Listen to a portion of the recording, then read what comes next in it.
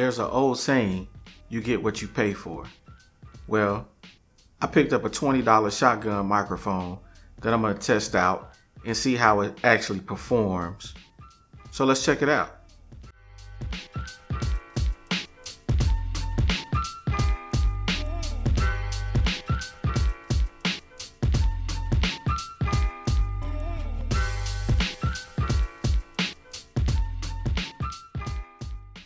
So let's face it, when you look at all the big YouTubers and they talk about their gear, you wonder, how in the world can you afford all this equipment? Well, since I'm not a big YouTuber, I look for things that are budget friendly for myself. And I'm sure anybody who's watching this video is doing the same thing, just to try to improve their overall audio quality of their videos. I'm going to be shooting this entire video with the Neewer 14.37. That's a crazy name, and I don't understand why they came up with it or how they came up with it. So technically, this isn't a shotgun microphone. This is a unidirectional microphone that technically is supposed to pick up ambient sounds and things of that nature, but I think I can get away with it for the time being. So I really wanted to test this out, see what it can do, and let you guys know what I think about it. I watched a lot of reviews on YouTube about this, and nobody really had any good setups with this actual device to see or to get the full potential out of the actual device.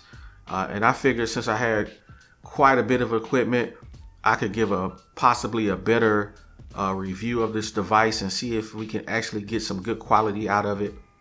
Because in the box, you get the actual microphone, you get the little muffle protector thingy, whatever they call that.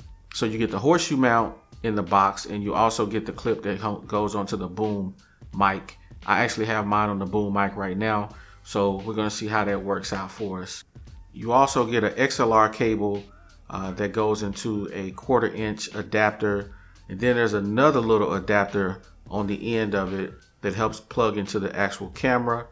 The only problem with that I saw is that it's a mono type 3.5 millimeter cable. You probably will need another adapter that actually does the stereo, because I actually plugged this into my Zoom recorder, and then I noticed that it was actually only recording mono on one speaker. So I actually had to go into the settings of my H4N and actually change that around so it could actually record on both channels so that the video can come out somewhat decent. So the microphone itself has two modes, normal mode and tele mode. You will notice on a bunch of YouTube videos that everybody says use it in normal mode, use it in normal mode. But if you're going to be using it to shoot YouTube videos, you don't want to use it in normal mode. You want to use it in tele mode because it does amplify the sound, and that way you don't have to have the actual microphone right up to your mouth like you will see on a ton of videos. If you're going to be using it to do interviews, then you put it in normal mode and you hold it up to the person's mouth so it can pick up normal. But you don't want to do normal if you're going to be using it to shoot YouTube videos. You want to use tele mode, which is what I'm doing this entire video in. We're doing tele mode. Now this microphone does need power, so you will need a AA battery. It also uses phantom power if you hook it up to a audio interface. My H4N can do the actual phantom power. I'll be honest with you, I'm not testing that out because I'm just going to use the battery because it's not really a big deal to use the actual battery for me. Batteries are $3. I just go buy some batteries. I really don't want to use the phantom power, so I'm not actually going to test that because I actually did a little test on the actual mic to see what the quality would be, and it's not great. I'll be honest with you, the quality is not great.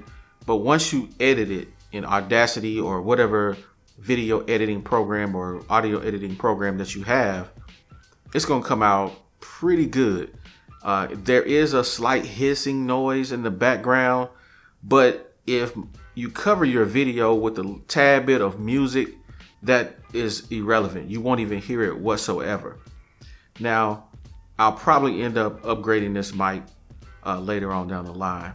But for $20, we're talking $20, you really can't go wrong with it. I mean, if you don't know anything about shotgun microphones and you want to actually test it out, $20, you're in there. You winning. And there's a lot of configurations.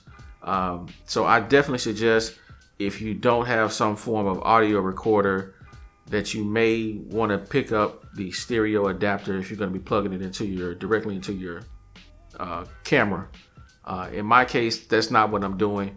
So I'm giving this review from my perspective. I'm using the shotgun mic. The shotgun pole. The actual mic is right above me right now, out of frame. And that's how I'm shooting the video. And that's how I'm going to be using the mic. And we'll see how this comes out. And we'll see what goes on. We'll see how the video works. But for $20, I got to give it a win. I got to say, hey, check it out. Get one for yourself. See how you like it. It's $20. You pissed that off at McDonald's. So check it out. See what comes of it. If you don't like it, you can always send it back. I'll put a link in the description if you want to get one for yourself. If you like the video, don't forget to give me a thumbs up. Subscribe to the YouTube channel if you want to see more content like this. And you know what it is. Peace.